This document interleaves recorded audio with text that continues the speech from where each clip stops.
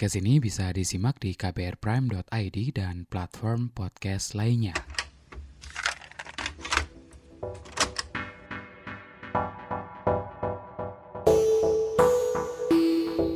Ini episode terakhir Love Buzz season kelima.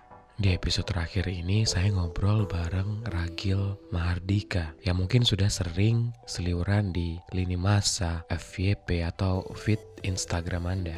Ragil yang bekerja, menikah, dan memilih tinggal di Jerman. Biasanya dia membagi kehidupannya lewat kanal YouTube dan media sosial lainnya seperti TikTok dan Instagram. Bareng Ragil, saya ngobrol perkara usahanya buat sekolah dan menetap di Jerman, kehidupan keluarga, rencana adopsi, rasisme, cinta, dan sosial media tentunya.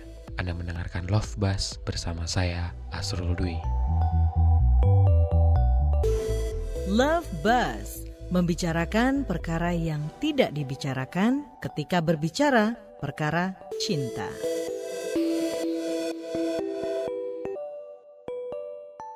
Milih social media gitu, khususnya TikTok gitu ya, untuk jadi platform buat ekspresi gitu-gitu. Ceritanya kayak gimana dan kenapa kemudian memutuskan buat membagi kehidupan Ragil di TikTok, lewat TikTok? Sebenarnya sih awalnya itu emang karena udah coming out ke keluarga udah tahu dan semuanya udah paham bener lah situasi dan kondisinya. Akhirnya aku memutuskan untuk kenapa enggak aku tampil di media sosial yang aku punya dan nggak perlu menutup-nutupi lagi. Toh karena aku kan punya Facebook tuh dari lama banget sebenarnya, dari Indonesia, punya Instagram juga.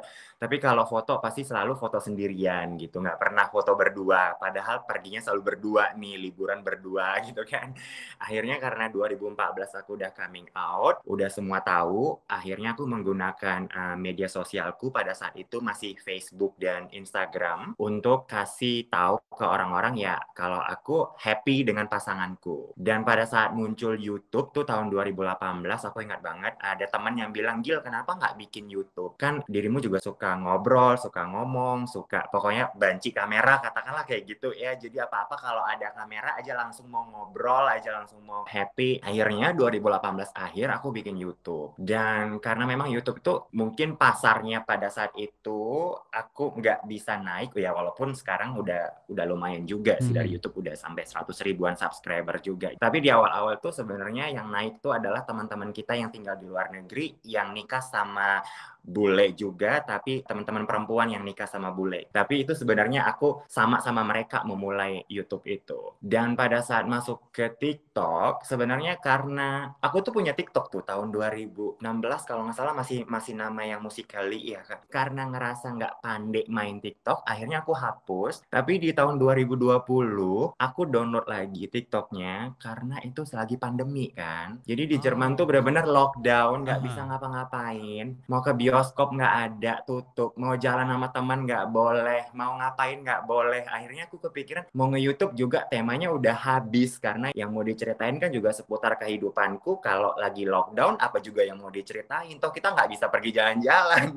Akhirnya karena teman yang bilang, coba deh Gil main TikTok lagi. Karena di tahun 2020 tuh kan awal-awal booming TikTok yang karena juga pandemi ya. Iya. Nah akhirnya aku download tuh, aku ingat banget tuh 19 Maret tuh aku download pertama kali TikTok. Akhirnya jadi TikToker. Ternyata videonya naik setelah beberapa bulan ke depan. Jadi Dan aku cepet TikTok kan hitungannya ya. Iya benar. Awal nge-TikTok tuh Maret, terus akhirnya boomingnya itu bulan Agustus September gitu, karena video aku tuh di-stitch sama mantan pramugari yang pada saat itu resah kenapa aku bikin video pegangan sama cowok, ciuman sama cowok gitu. Padahal sebenarnya ciuman juga biasa-biasa aja ya, pipi ke pipi. Dan akhirnya video tuh naik dan trending di Twitter. Terus-terusan akhirnya sampai sekarang. Kan beberapa kali memang karena konten TikTok jadi trending di platform lain ya, kayak Twitter atau Instagram gitu. Nyangka atau enggak sih kemudian ada reaksi yang sebegitu gedenya gitu? Aku sendiri di awal-awal ngerasa malah bahkan aku pribadi nggak menyangka dan nggak tahu juga kenapa bisa sampai seviral itu. Bahkan sampai teman-teman aku di desa, di kampung tuh bilang, "Gil, lo tuh gila, sampai tukang sayur, sampai semua ngebicarain lo gitu." Aku karena yang tinggal di Jerman, karena juga cuma ruang lingkupku hanya orang-orang Indonesia di Jerman tuh, jadi aku nggak tahu gimana hebohnya di Indonesia. Mungkin juga karena hal-hal yang masih katakanlah tabu untuk diperbincangkan di Indonesia, tapi juga sebenarnya orang-orang Indonesia itu paham ada di sekitar mereka. Tapi karena semua orang diem-diem, nggak ngebicarain itu di media sosial, atau paling nggak di zaman aku pada saat booming itu belum serame ini ya. Kalau sekarang sudah mulai banyak nih beberapa di FYP aku lihat yang juga nggak tahu apakah ini cuma sekedar mencari perhatian publik, apakah memang juga mereka pacaran atau jadian, aku nggak sampai ke situ sih. Tapi menurut aku karena hal-hal yang masih tabu itu tadi, jadi antusiasme dari orang-orang di Indonesia itu rame. Dan aku memanfaatkan media sosialku untuk memberitahu bahwa ya kita ada, dan juga mau bilang ke banyak orang bahwa yang di media sosial yang selama ini ada di media sosial atau di media berita itu sebenarnya nggak semua seperti itu. Kayak misalnya pesta seks, narkoba, itu kan identik banget ya. Orang-orang Indonesia pahamnya bahwa LGBTQ+ ini adalah tindakan kriminal. Padahal kan sebenarnya nggak seperti itu. Karena di dunia heteroseksual pun banyak kok yang melakukan tindakan kriminal, tapi kita tidak menyebutkan bahwa semua orang heteroseksual adalah orang-orang kriminal kan. Makanya aku menggunakan media sosialku untuk memberitahu ini loh kehidupanku, kerja, kuliah, ngurus rumah tangga, ngurusin suami, masak, makan, jalan, masih ada hal-hal yang lain yang harus diurusi, urusan keluarga di Indonesia, adikku mau nikah, ini segala macam. Jadi sama, nggak ada bedanya sama orang-orang hetero semuanya gitu. Dan aku rasa aku sampai ke titik itu, di mana orang-orang yang kalau tulis komentar di awal-awal mereka suka tulis komentar seperti ini nih. Dulu nggak respect, tapi sekarang setelah seringnya FYP akhirnya tahu kehidupannya dan jadi respect, karena ternyata pandangan aku salah ya tentang LGBT itu. Aku pikir adalah pasti kalau nggak narkobaan pesta seks doang. Dan aku pikir aku sudah sampai ke titik itu untuk bilang ke orang-orang, ya memang ada orang seperti itu, tapi nggak semua juga LGBTQ+ itu orang jahat gitu sih. TikTok kan jadi platform yang cukup kuat pengaruhnya, bahkan sampai ke pelosok-pelosok daerah gitu. Ada nggak sih mungkin pesan-pesan yang atau message DM yang biasa diterima Ragil gitu? Kayak gimana sih biasanya mereka? Mungkin keluh kesahnya atau curhatan mungkin? Banyak banget. Jadi mulai dari DM-an hujatan tentunya lebih banyak lagi ya. Tapi DM-an yang juga pengen curhat gitu karena ada anggota keluarganya juga yang bagian dari LGBTQ+.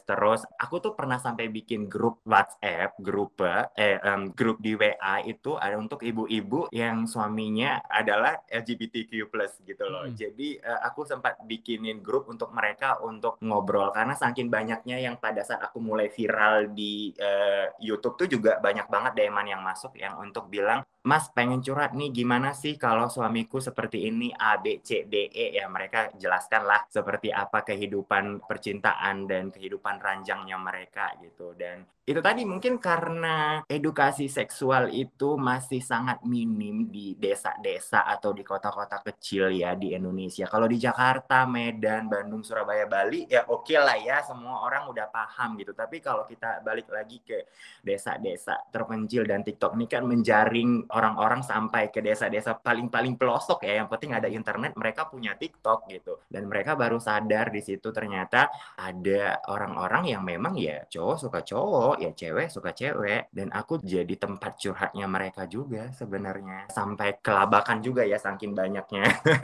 DM-an yang masuk di Instagram. Dan dulu aku punya Telegram, tapi aku udah hapus karena di Telegram tuh cepat banget orang bisa ngedapetin Telegram aku, dan akhirnya tiap hari tuh bunyi terus ya. Kalau WA kan mereka harus punya nomor HP aku, kalau Telegram kan mereka bisa dapetin itu secepat mungkin. Akhirnya aku tutup karena aku tiap hari harus ngebalesin DM-an mereka yang tanya-tanya gitu, yang curhat, dan aku pikir aku nggak bisa menjawab mereka dengan baik dan benar karena waktuku juga nggak banyak. Maksudnya kan karena kerja juga, aktivitas segala macam, jadi akhirnya aku tutup deh. Tapi ya itu tadi, banyak juga DM-an yang hujatan itu udah makanan sehari-hari sebenarnya. Aku pikir gini ya, kalau hujatan di TikTok, di kolom komentar, itu menurut aku masih hal yang wajar karena kolom komentar aku buka ya, sama dengan di YouTube. Tapi kalau mereka masuk ke Instagram, ke DM-an. Ini kan sebenarnya adalah orang-orang yang mungkin kepo juga, pengen tahu kehidupanku karena mereka masuk ke rumahku ya istilahnya. Mereka sampai cari Instagramku, sampai nge-DM. Itu kan sebenarnya nggak tahu apakah mereka memang pengen tahu, makanya sampai masuk ke Instagram. Karena kalau di FYP TikTok kan tuh secara nggak sengaja lewat ya. Jadi oke lah, ih jijik, ih nggak suka, apa segala macam. Orang bisa aja kasih komentar yang nggak baik. Tapi kalau masuk ke Instagram terus nge-DM sampai masukin ayat-ayat apalah semuanya gitu, aku sampai kepikiran ya terus mau apa gitu, mau apa tujuannya dari DM-an ini. Biasanya aku juga suka balesin sih. Tadi soal grup WhatsApp yang isinya ibu-ibu. Apa yang kemudian Ragil sampaikan ke mereka gitu? Aku konsentrasi adalah untuk bertanya sama mereka sebenarnya masalahnya di mana gitu. Apakah memang mereka sudah tahu sebelumnya bahwa pasangannya memang karena desakan sosial menikah dengan perempuan, ataukah memang suaminya ini juga belum pernah bilang sama sekali. Jadi banyak banget masalahnya. Mulai dari ada yang istri memang sudah dari awal tahu nih bahwa memang suaminya adalah orientasinya yaitu tadi suka cowok, tapi karena desakan dari keluarga dia mau menerima dan menikah. Ada yang memang nggak tahu sama sekali, baru tahu setelah pernikahan, sampai misalnya bahkan nggak pernah disentuh selama berbulan-bulan sampai pernikahan sudah berjalan. Ada ibu-ibu yang memang tahu kalau pasangannya adalah biseksual dan mau menerima, dan itu aku salut banget ngelihat ibu-ibu yang seperti itu, yang sampai bilang aku sih nggak masalah mas selama anakku dan di rumah dikasih makan dikasih nafkah lahir batin is okay gitu. Dan itu aku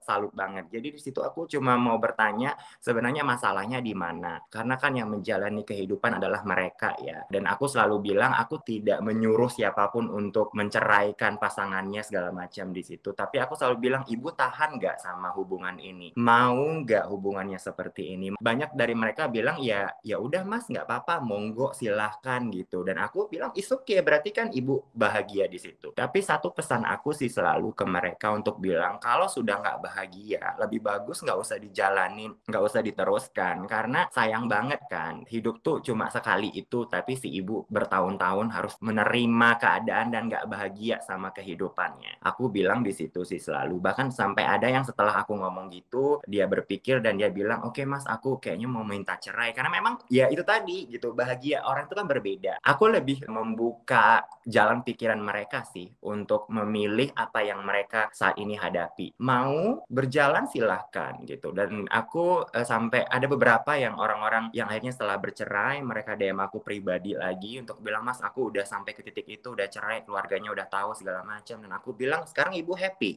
ibu bahagia. Yes, aku bahagia karena aku tahu di luar sana masih ada orang yang nunggu aku. Aku bilang ya itu pilihannya, itu adalah poin yang paling penting dalam kehidupan ini. Ibu bahagia apa enggak? Orang ngelihat Ragil tinggal di Jerman gitu, relatif lebih bebas berekspresi gitu ya. Kalau di sini gitu masih susah banget kali ya untuk lepas dari social pressure atau tekanan sosial gitu, lingkungan dan keluarga utamanya gitu ya. Karena dari lahir jebrot gitu kan kita selalu dihadepin sama itu gitu kan, tekanan sosial itu. Orang pasti cari cara kan untuk keluar dari situ sebenarnya, memutus mata rantai itu. Tapi ada banyak yang kemudian terpaksa mungkin ya harus nerima itu gitu kan nggak semua orang bisa ke Jerman gitu ya.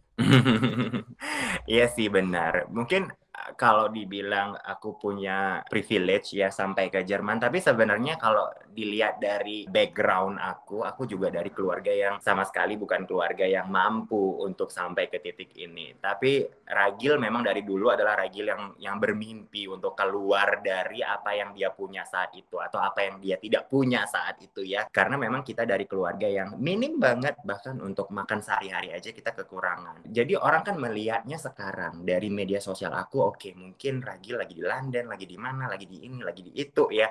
Padahal banyak banget orang-orang yang jauh lebih hebat sebenarnya. Tapi kalau orang balik ke background aku sedikit, paling nggak paham aku dari keluarga yang seperti apa, mungkin bisa kasih semangat juga ke orang-orang di luar sana untuk apapun background keluarga kita, kalau memang kita mau berusaha ya kita bisa mendapatkannya gitu. Dan aku juga sampai ke titik ini itu ya ampun kerja keras banget gitu. Di Medan tuh aku sampai ngapain aja ya, aku tuh jadi guru les privat tuh ngumpulin uang, terus aku tuh dancer jadi ikutan di sanggar tari, terus cari job sana sini untuk launch launching TV lah waktu itu, launching mall, launching apapun kita ambil jobnya, yang penting dapat uang. Terus aku juga sampai kerja di salah satu radio untuk anak-anak muda waktu itu, untuk jadi pembawa acara di radio. Pokoknya semua hal, sampai aku tuh lempar koran, iya, nulis cerita di koran, iya, untuk ngumpulin uang untuk bisa pergi ke luar negeri sebenarnya. Tujuannya adalah ngumpulin uang banyak, Gil. Kalau bisa pergi aja dulu ke Malaysia, ke Singapura. Dan aku pernah tinggal di Malaysia dan di Singapura untuk sampai ke titik ini. Dan pada saat itu aku berpikir, kalau nggak ada uang, pergi ke Bali,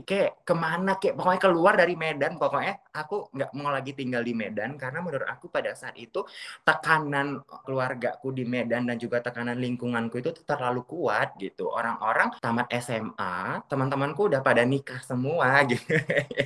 Jadi orang-orang umur 18, 19, 20 itu udah nikah semua, sedangkan aku nggak mau nikah, dan mau nikah sama siapa juga masih umur 18, 19, 20, dan aku nggak punya cewek, dan aku juga nggak mau punya cewek karena memang bukan di situ gitu, nggak bisa. Aku nggak bisa dipaksakan untuk menikah sama cewek, karena cewek itu nggak bakalan bahagia di sampingku, karena aku nggak akan bisa memberikan apa yang dia inginkan, apa yang dia harapkan. Kalau materi mungkin aku bisa kasih karena aku kerja gitu, tapi kan kehidupan ini nggak cuma materi doang, ada hal-hal, ada perhatian kita, ada rasa kasih sayang kita, dan aku nggak bisa memberikan itu. Dan makanya aku lebih bagus lari dari jalan yang selalu ditentukan sama orang di Indonesia untuk bilang, ya itu kan karena perasaanmu aja gitu, ya udah deh dicoba dulu. Itu nggak akan bisa dicoba juga. Ya gini ya, kalau orientasi kan bukan pilihan, memang aku lahir seperti ini, tapi pilihan dalam arti kata memilih bahagia ini tadi gitu. Aku memang mau bahagia di jalanku, atau aku menderita di jalan yang orang tuaku suruh,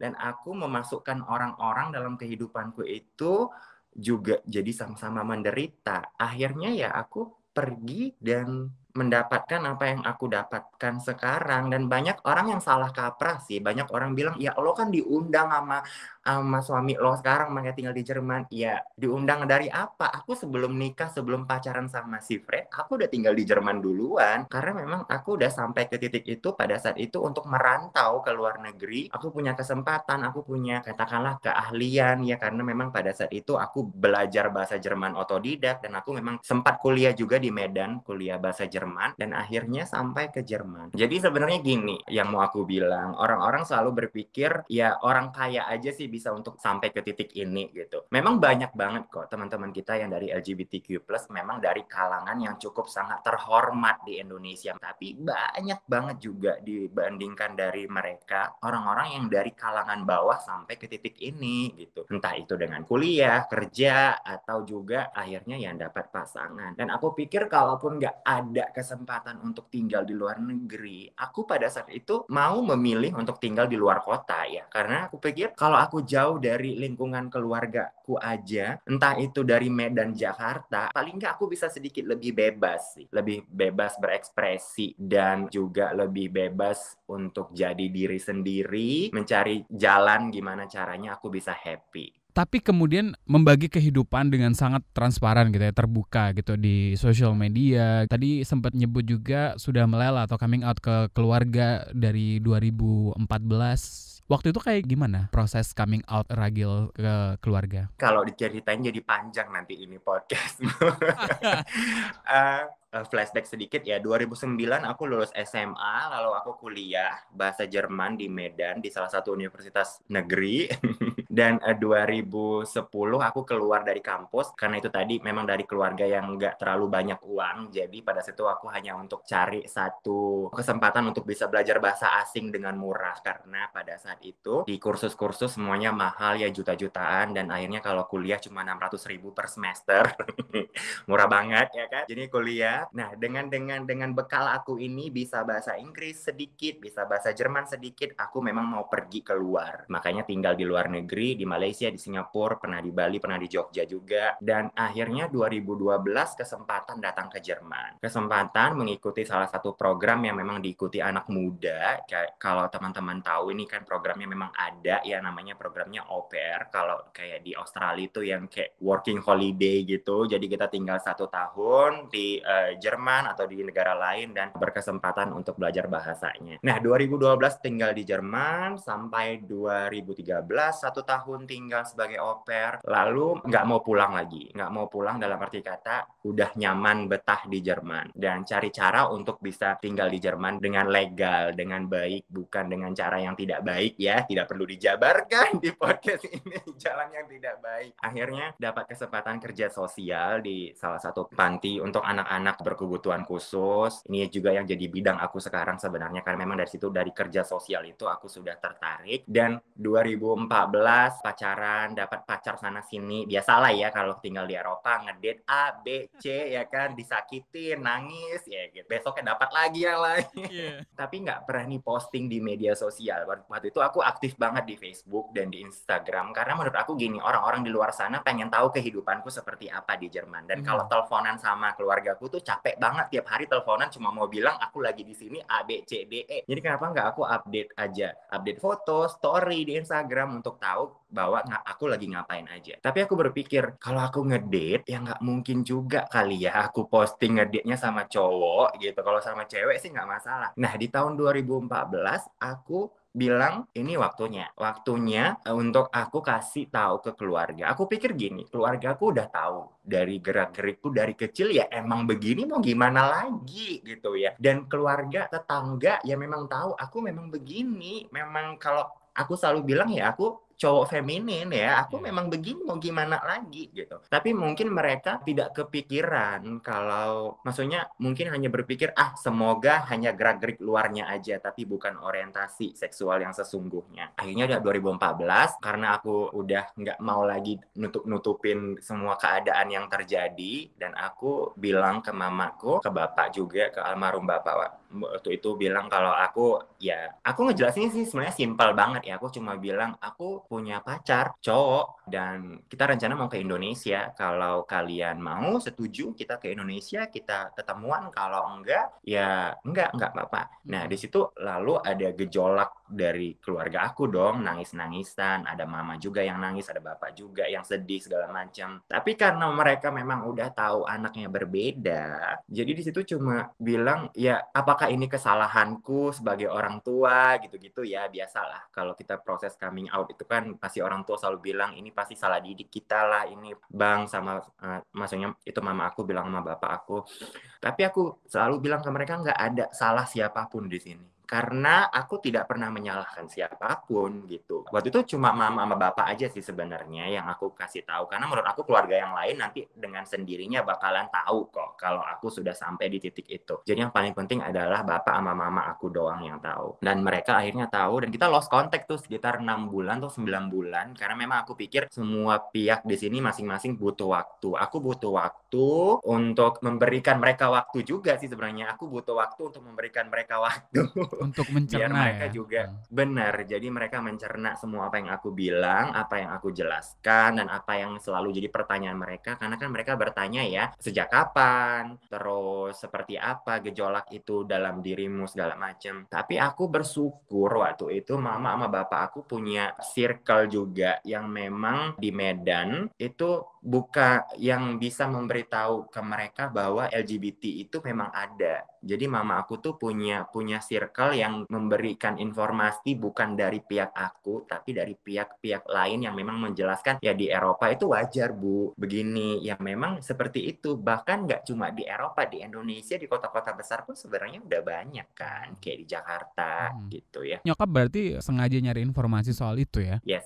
Jadi walaupun dia nggak bilang ke aku, tapi aku tahu karena circle-nya juga ada, aku kenal dari circle itu. Dan circle itu memang beberapa yang pernah tinggal di Eropa, nikah sama bule, balik lagi ke Indonesia. Aku tahu mamaku mencari circle itu untuk bilang, karena kan dia belum pernah tinggal di luar negeri, mama aku. Jadi pengen tahu seperti apa sih kehidupan di luar negeri. Dan kalau dia nanya aku, mungkin dia belum siap, karena dia pasti bakalan nangis lagi, ya kan? Jadi lebih bagus nanya orang lain kali ya, lebih enak gitu daripada nanya aku pribadi. pribadi. Akhirnya dia mendapatkan itu karena beberapa dari circle itu juga adalah orang-orang yang pernah tinggal di Jerman dan mereka juga kenal aku, jadi kenal temannya gitu ya, karena kan kita sesama orang Indonesia di Jerman kan paling nggak walaupun kita nggak pernah ketemu tapi kita kenal aja itu siapa. Dan ada ibu itu bilang ke aku, Gil, mamamu cari informasi tentang LGBTQ+ di Jerman ya. Terus Bu, aku bilang, ya aku kasih tahu aja karena kan memang seperti itu di Jerman. Akhirnya membantu sih, menurut aku membantu karena dia langsung ngomong sama orang yang pernah tinggal di luar negeri juga. Jadi bukan dari anaknya aja gitu.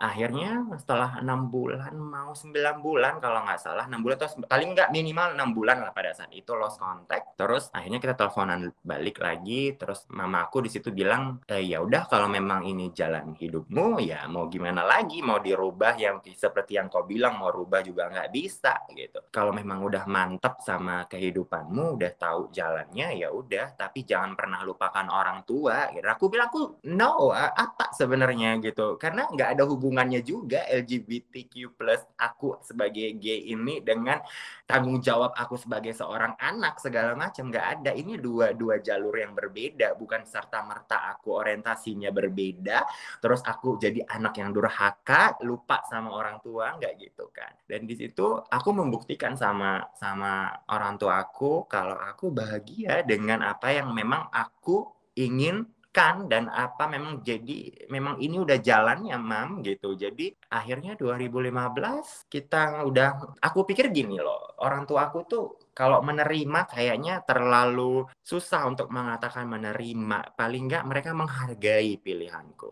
Dan memang pada saat itu pun aku meminta aku cukup dihargai aja dulu. Kalau menerima aku rasa, nggak tahu ya sekarang mungkin setelah perjalanan 2022 mungkin mamaku udah bisa menerima. Tapi di masa itu di 2014-2015 tuh lebih kayak menghargai aja. Jadi topik itu ada tapi kita nggak pernah bahas lagi sebenarnya gitu di awal-awal ya. Jadi ya udahlah cukup tahu dan kau bahagia, kau posting ya udah gitu. Tapi aku bersyukur banget di dalam keluargaku itu yang paling kuat tuh sebenarnya bapak aku. Jadi almarhum bapak yang selalu beritahu ke mama untuk bilang, ya udahlah Dek, itu memang anakmu, mau gimana lagi. Dan makanya aku pada saat bapak meninggal tuh aku kehilangan, karena kehilangan sesosok orang yang memang paling ngerti anaknya. Pada saat aku coming out, bapakku tuh bukan nggak ngerasa sedih, tapi lebih cepet lah menerimanya. Karena pada saat aku proses lost contact sama mama aku tuh, bapak aku tuh selalu ada untuk aku. Dia selalu telepon juga, selalu bilang, mamamu tuh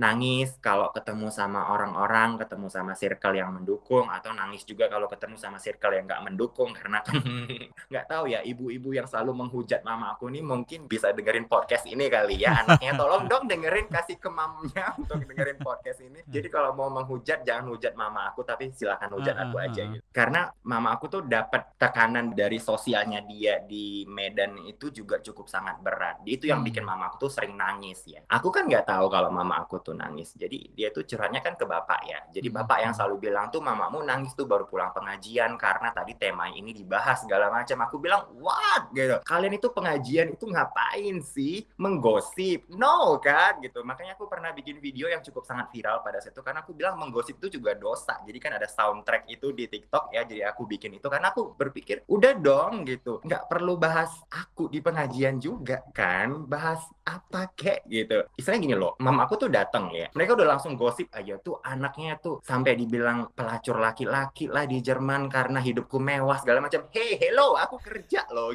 Ini tuh harta, bukan harta si Fred aja ya. Ini harta bareng-bareng berdua. Tapi kan dia nggak pernah mau tahu, atau dia mungkin nggak tahu, atau mungkin dia tahu tapi dalam pikiran dia udah negatif aja gitu. Dan akhirnya tapi aku menguatkan mama aku selalu bilang, udah lama nggak usah didengerin. Toh aku juga punya media sosial kok, yang mereka kalau mau menghujat silahkan datang ke aku aja pribadi. Dan bapak aku juga nguatin mama aku, ya udahlah nggak usah didengerin. Kalau kau nggak mau ngaji lagi di situ, cari pengajian yang lain gitu-gitu. Bapak aku tuh tipikal orang yang santai gitu. Bapak aku selalu memberikan mama aku tuh motivasi untuk bisa sekuat ini. Di prosesnya 2014 sampai sekarang 2022, aku pikir kita udah semuanya sama-sama kuat ya. Aku pribadi udah kuat banget dengan apapun hujatan orang di luar sana. Mama aku pribadi juga udah kuat banget, dan bapak aku pada saat meninggal pun bapak aku udah selesai tugasnya. Dia udah bilang ke aku udah selesai tugasnya Gil, kau udah bahagia, udah happy, makasih udah jadi anak yang berbakti selama ini, dan bapak aku pergi gitu. Dan pada saat itu mama aku datang ke Jerman tuh gejolak lagi. Jadi tema yang udah sebenarnya ketutup ya, terus aku viral di TikTok, terus mama mau datang ke sini tuh datang lagi tuh ibu-ibu pengajian bilang kalau bisa anaknya dibawa aja ke Indonesia biar kita balikan lagi. Tapi mama aku udah nggak kemakan cakap orang lain sih. Satu hal yang aku mau bilang, proses coming out itu sebenarnya sebelum kita coming out, itu tuh harus coming in dulu ke diri kita. Jadi aku menerima diriku, aku menghargai diriku. Aku juga ada prosesnya kok, yang nangis-nangisan, yang sampai mau bunuh diri segala macam. Tapi kan orang kan nggak tahu ada proses itu. Nah setelah coming in, baru aku coming out. Karena aku ngerasa aku udah nyaman sama diriku, dan aku pengen orang-orang di sampingku juga paham apa yang aku rasakan. Akhirnya aku coming out. Kalau ada pertanyaan yang bilang, kapan sih coming out yang paling tepat? Aku bilang nggak ada, karena setiap keluarga punya problemnya masing-masing. Mungkin karena aku tahu keluargaku bisa menerima itu, paling nggak mereka bisa bangun fondasi untuk menghalangi hujatan yang masuk supaya mereka nggak down. Bapak belum sempat ketemu Fred berarti ya? Atau udah? Udah. Oke. Kita udah pulang ke Indo, udah Indonesia. Orang-orang kalau bilang Indo kayak nanti dibilang marah ya kan. Indonesia harus dengan rapi. Harus EYD Kak kalau nyebut Indonesia. Iya benar. Walaupun aku menggunakan kata-kata Indo selalu di media sosial, kayak Indonesia udah sempet pulang, dan sebenarnya udah masalah itu udah selesai, tapi ya itu tadi udah nggak jadi tema lagi sih di keluarga kita sebenarnya. Nikah dari 2018 ya kalau nggak salah ya. 18. Awal cerita cinta kalian kayak gimana ketemuannya gitu? 2014 iseng-iseng berhadiah sih sebenarnya. Jadi aku ada beberapa hubungan yang kalau ketemu di klub atau ketemu di jalan gitu. Dan memang aku tipikal orang yang pada saat itu menerima keadaan. Dalam arti kata aku tidak mencari, tapi kalau ada ya ada, datang gitu. Karena aku memang mau meniti karir di Jerman kan. Aku kerja sosial, aku sekolah vokasi di Jerman. Pada saat itu aku udah dapat kontrak kerja sekolah vokasi. Jadi aku berpikir terserah, mau nggak ada bule juga nggak masalah. Aku bakalan tetap tinggal di Jerman karena aku dapat kontrak kerja gitu. Jadi udah nggak terlalu menggebu-gebu sebenarnya untuk dapat pasangan. Tapi kalau ada ya seneng, karena kan bisa sekalian praktek bahasa Jerman. Terus ada teman juga di Jerman gitu. Dan iseng-iseng berhadiah aku main dating aplikasi. Jadi ada aplikasi di Jerman yang digunakan orang-orang di Jerman. Sebenarnya jauh lebih banyak digunakan aplikasi itu daripada Planet Romeo sendiri yang kita tahu. Aplikasinya namanya Gay Parship. Jadi aplikasi berbayar sebenarnya, dan orang Jerman tuh lebih suka yang berbayar karena orang-orang yang berbayar tuh berarti kan orang-orang yang memang mau mencari pasangan ya, karena kalau nggak serius ngapain bayar ya enggak sih. Akhirnya aku main aplikasi karena dapat 3 hari gratis sebelum berbayar. Jadi satu malam gitu aku lagi bosan di kamar, pulang dari kerja, pulang dari sekolah, terus ngapain gitu di kos-kosan. Akhirnya aku buka aplikasi, terus aku tulisin profil, tulisin apa yang aku inginkan. Jadi kayak mix and match gitu ya. Kita bisa tulis laki-laki apa yang kita inginkan, tinggi berapa, segala macam. Terus kita dikasih beberapa orang yang sesuai sama kriteria kita. Nah akhirnya muncullah si kriteria ini tadi, profilnya si Fred. Waktu itu dia duluan yang kasih smile, karena mungkin kriterianya aku juga match ke kriteria yang dia tuliskan di profilnya. Dia kasih smile, terus aku kasih smile balik, terus dia bilang hai apa kabar gitu, dan dia pikir aku berbayar, karena kalau tidak berbayar itu tidak bisa kirim message 3 kali, hanya bisa 3 kali, setelah itu tidak bisa kirim message lagi. dan karena dia udah hai apa kabar, terus aku jawab ya baik gitu, terus dia kirim lagi kamu tinggal di mana, terus aku berpikir ini terakhir kali message nih, tulis apa ya? Karena aku tertarik sama profilnya, orangnya juga sesuai sama yang aku inginkan. Aku kan tinggi ya, aku pengen punya pasangan kalau bisa jauh lebih tinggi daripada aku, segala macam gitulah dengan kriteria apa yang aku inginkan. Dan aku akhirnya nulis nomor handphone tapi nggak pakai angka, tapi pakai huruf. Karena kan kalau pakai angka kan nggak bisa, nanti keblokir secara otomatis kalau di website itu. Oh wow. Jadi aku berpikir apa yang aku tulis biar bisa tetap message-messagean, karena nanti kalau aku nggak mau berbayar karena berbayar cukup mahal di aplikasi itu. Hanya aku tulis, ya aku bentar lagi mau pergi kerja, tapi kalau kamu mau tulis aja di WA aku. Terus aku tulis nomornya 087.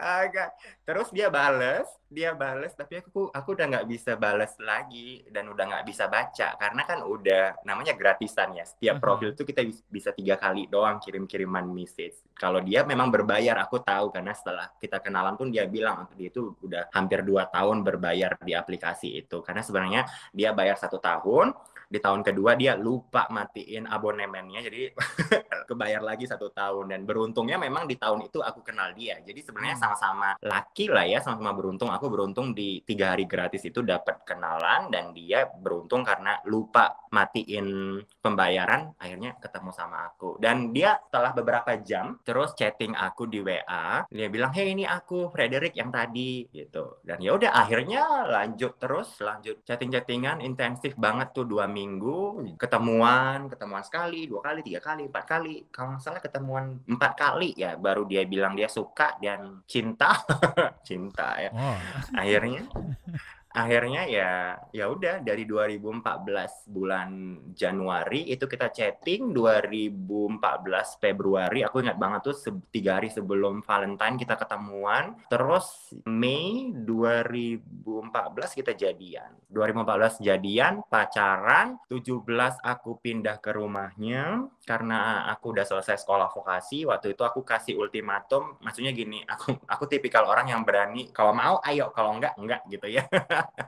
Karena untuk apa ngejalanin hubungan yang kalau cuma mau main-main aja. Jadi setelah aku lulus sekolah vokasi 2017 tuh aku kan long distance sama dia, 2014 ke 2017 tuh 3 tahun. 3 tahun tuh kita long distance tuh jarak kayak Jakarta Jogja kali ya, boleh dibilang. Okay. Jadi dia tuh tinggal di kota yang sekarang ini adalah kota dia sebenarnya. Aku nggak tinggal di sini pada saat pertama kali tinggal di Jerman. Aku tinggal jauh dari sini. Dan kita long distance tapi kita intensif banget ketemuan. Kalau aku libur, aku yang ke rumahnya. Kalau dia yang libur, dia yang ke rumah aku. Jadi setiap 2 minggu sekali kita pasti ketemuan dan menghabiskan weekend bareng-bareng. Setelah sekolah vokasi selesai, aku bilang ke dia, kalau mau serius aku pindah ke tempatmu. Kalau nggak serius, ya aku mau di sini aja. Karena aku nggak mau ninggalin circleku yang udah aku bangun.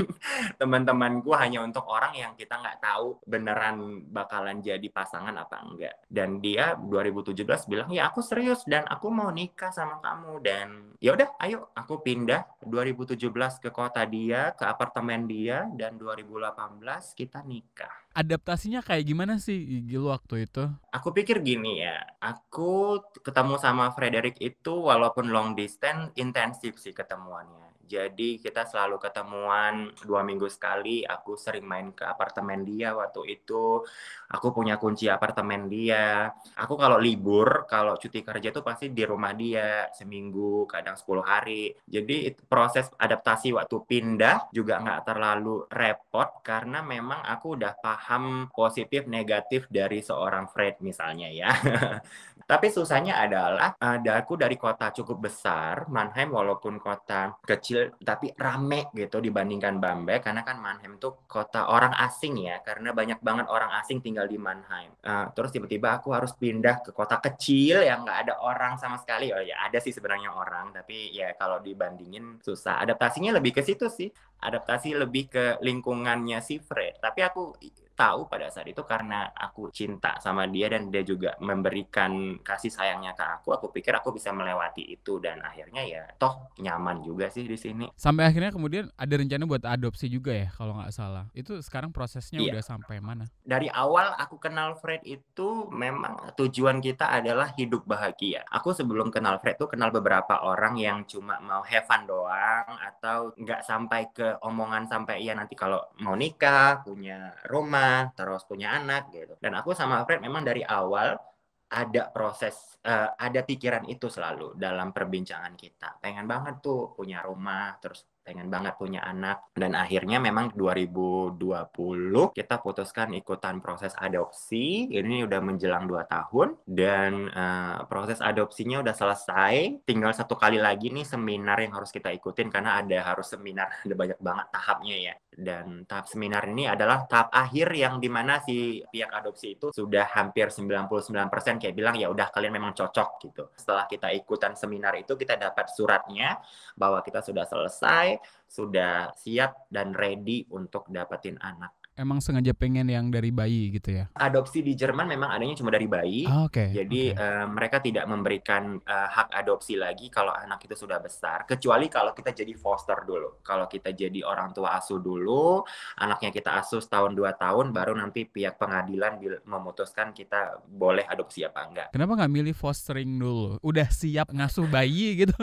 Atau karena memang kerjaan kan ada hubungan sama anak-anak juga ya? Ditawarin sebenarnya kenapa nggak foster dulu, setelah itu nanti baru lihat situasi dan kondisi. Kan foster juga ada yang untuk katakanlah foster yang limited dan foster yang unlimited gitu ya istilahnya di Jerman. Jadi ada yang untuk selamanya juga istilahnya, walaupun nanti kita nggak tahu itu selamanya apa enggak, karena bisa aja anak itu diambil lagi sama orang tua atau diambil sama pengadilan, lain-lain sebagainya. Aku berpikir gini, seperti yang kamu bilang tadi, aku kerja sama anak-anak, rasanya kayak double-double ya. Jadi aku membawa pekerjaanku ke rumah, dan aku takutnya plus lagi aku tipikal orang yang sangat sensitif. Maksudnya aku paham bener aku akan kesusahan untuk memisahkan yang mana jadi pekerjaanku dan yang mana adalah kehidupanku. Dan kalau foster tuh kita tuh benar-benar harus ready banget dengan segala macam latar belakang orang tuanya si anak ini tadi, yang tetap harus ada hubungan ke anak juga kan. Terus kita juga harus ke pihak foster juga tiap 6 bulan sekali tulis surat segala macam. Itu terlalu complicated untuk aku. Dan lebih bagus adopsi, itu anak-anak aku udah diputuskan sama pengadilan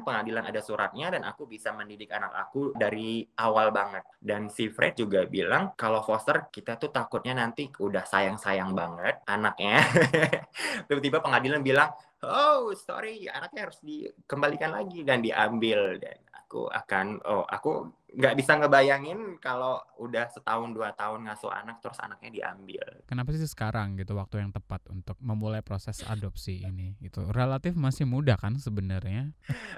Aku pikir gini sebenarnya. Aku 31 tuh aku berpikir udah waktu yang cukup mateng untuk bisa sampai ke titik ini. Toh prosesnya juga makan waktu panjang. Ini juga udah 2 tahun kan prosesnya sampai ke titik ini. Dan kita juga nggak tahu apakah kita ada rezeki apa enggak. Kalau kita mulai nanti di umur 35-40, takutnya nunggu anaknya juga 5 tahun, sama aja kan jadi 45 ketuaan. Ntar aku belum mau jadi bapak-bapak yang tua. Biar bisa nongkrong gitu di klub gitu ya bareng anak gitu. Benar banget. Jadi nanti kalau aku gede anaknya bisa aku ajak nongkrong yuk gitu. Aku pikir ya udah, dan si Fred juga usianya 36 dan aku 31 tahun ini. Jadi aku sama Fred bilang, ya udah yuk sekarang aja, toh nanti kalaupun kita dapatnya 3-4 tahun lagi kan dia juga udah 40 dan aku juga udah 33-34 gitu. Karena dari pihak adopsi sendiri tidak bisa memberikan waktu kapan kita dapat anak. Mereka selalu bilang, ya kalau kamu rezeki, ya 3 bulan, 4 bulan setelah seminar selesai, ya kamu dapat anak. Tapi ada orang yang nunggu sampai setahun, 2 tahun, 3 tahun gitu. Bahkan ada yang sampai 5 tahun. Bahkan banyak yang dalam proses itu, mereka keluar dari proses itu karena kelamaan gitu. Karena mereka nggak mau nunggu 2 tahun, lama banget. Udah 2 tahun nggak dapat anak, dan mereka keluar dari proses adopsi. Jadi aku pikir ya udahlah sekarang aja, toh nanti kalaupun 5 tahun lagi dapat, aku udah 36 kan. Sebagai pasangan yang beda ras gitu ya. Kalau di Jerman sendiri orang-orangnya ngelihat kalian kayak gimana sih gitu. Kalau di Indonesia kan masih ada banyak stereotype juga, ada stigma juga bahkan gitu. Di Jerman sendiri sih tergantung di kota mana ya. Kalau di kota besar kayak Berlin, Hamburg, Köln, München gitu-gitu sih orang udah nggak peduli sebenarnya. Tapi kalau masuk ke kota kecil, apalagi di negara-negara bagian baru maksudnya negara bagian bagian yang dulunya Jerman Timur sekarang jadi bersatu ke Jerman tuh kan masih banyak banget nih kasus-kasus di mana mereka mendapatkan verbal yang tidak baik ya. Jadi rasis tuh masih ada di Jerman, dan Jerman tuh cukup jadi negara yang walaupun nggak senang sebenarnya dibilang seperti itu orang-orang Jerman, tapi cukup negara yang sebenarnya masih cukup sangat rasis ya kalau boleh dibilang, dibandingin dari negara Skandinavia atau Belanda atau Belgia yang udah 20 tahun jauh lebih maju lah dari Jerman sendiri untuk tingkat rasisnya ini. Tapi sampai saat ini setelah 10 tahun aku tinggal di Jerman, aku belum pernah mendapatkan omongan yang tidak baik sih dari orang-orang di sekitarku. Kalau lirikan sih sebenarnya udah ya. Dari atas sampai Banyak bawah kalau ya. benar kalau kita jalan, misalnya kita tiba-tiba pegangan tangan, gandengan, terus tiba-tiba entah kenapa kita tiba-tiba ciuman aja gitu kan. Seringnya kalau jalan ya tiba-tiba mau bilang, "Hey, aku cinta kau," gitu. Dan itu ada orang-orang yang melihat dari atas sampai bawah. Tapi kebanyakan adalah sebenarnya juga orang-orang asing yang tinggal di Jerman sih sebenarnya. Jadi rasis ini sebenarnya kompleks ya. Karena orang Jerman sendiri pun punya sejarah itu. Ditambah lagi orang-orang asing dari negara-negara yang dulu membantu Jerman setelah Perang Dunia Kedua, katakanlah dari negara-negara Turki, pokoknya negara-negara yang kental banget masih konservatif budaya gitu dan ya. agama, benar-benar budaya dan agamanya. Dan dari mereka sih yang kadang-kadang sering banget tuh kalau nggak sering, maksudnya gini, ada berita di radio atau di TV di Jerman yang bilang pasangan gay di metro dilemparin batu sama beberapa orang, itu sebenarnya adalah orang-orang asing yang tinggal di Jerman. Tuh, karena pada saat aku tinggal di Mannheim itu kota orang asing tertinggi di Jerman. Slogannya aja 189 warga negara tinggal di kota Mannheim. Jadi aku sama Fred tuh di Mannheim tuh bukan nggak berani sih, tapi karena kita mengurangi dampak yang tidak kita inginkan, kita kalau di kota nggak mau pegangan tangan berdua. Karena ngelihat lirikan-lirikan orang-orang yang dari banyak negara tinggal di Mannheim tuh malas gitu. Udah gitu nanti mereka ngomongin pakai bahasanya mereka, kita nggak ngerti, nggak tahu, ya kan? Padahal kita tahu maksud dia apa gitu. Nah, jadi kita mengurangi itu. Tapi kalau di sini di Bamberg nggak ada masalah sih. Tetangga kita baik banget, kiri kanan mereka tahu pada saat kita mau pindah ke rumah ini, kita bilang kita mau pindah di rumah ini, mereka nggak ada masalah sama sekali dan happy banget. Mereka juga udah tahu kalau kita lagi ada proses adopsi, jadi kita udah bilang ke kiri kanan, jangan heran kalau tiba-tiba kita punya anak ya, jangan disangka kita nyuri anak orang ya kan?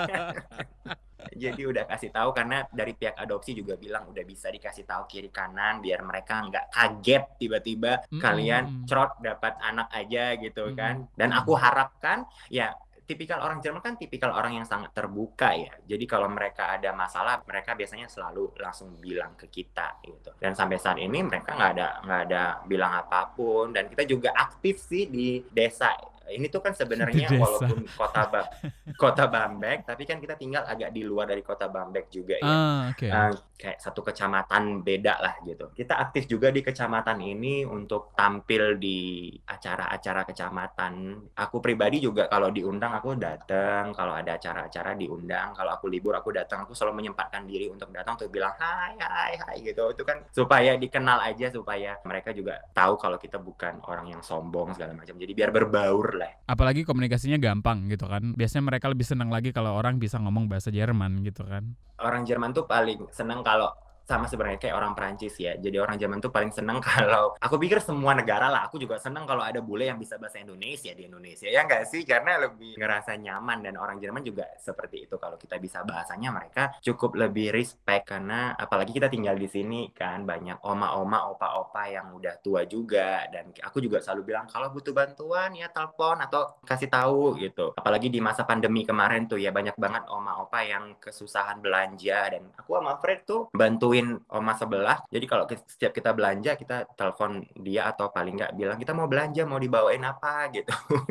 Berarti akan selamanya menetap di sana gitu, nggak ada rencana balik ke Indonesia? Kalau dibilang pengen balik sih, sebenarnya kalau jauh dari lubuk hati aku tuh pengen banget balik, pengen tinggal lagi di Indonesia. Tapi aku tahu dengan kondisi Indonesia seperti ini, apalagi aku yang udah gempar-gempor di media sosial, ada tempat nggak untuk aku gitu?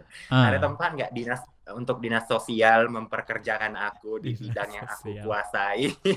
Ya, karena bidangnya aku anak-anak, atau paling nggak Komnas Anak, perlindungan anak, nggak mungkin kan gitu. Guru deh, aku di sini kan lagi lanjut juga pengen jadi pendamping guru di sekolah, makanya aku kuliah lagi sekarang. Kalau selesai mungkin nanti aku akan cari kerjaan yang memang aku mau kerja di sekolah gitu, lebih ngebantuin guru-guru yang di sekolah, tapi lebih kepada di bidang sosialnya. Aku pikir kalau aku tinggal di Indo, ada kak sekolah yang mau menerima aku? Jadi aku pesimis sih, karena aku merasa aku nggak akan ada tempat untuk bisa berekspresi, bekerja, berkarir di luar dari apa orientasiku. Karena orang akan mengecap orientasiku terus adalah orientasi yang buruk. Mereka nggak akan tahu pekerja di luar dari orientasi itu. Aku punya pengetahuan, punya sumber daya manusia yang bisa membantu Indonesia mungkin untuk di bidang-bidang yang aku inginkan. Makanya aku tahu banget teman-teman yang tinggal di luar negeri yang kasusnya sama kayak aku, dan mereka walaupun tidak se-open itu di media sosial, tapi juga ingin sebenarnya membantu Indonesia, tapi nggak akan ada tempat kayaknya. Aku menetap di sini saja, nanti kalau Indonesia sudah sampai di waktu yang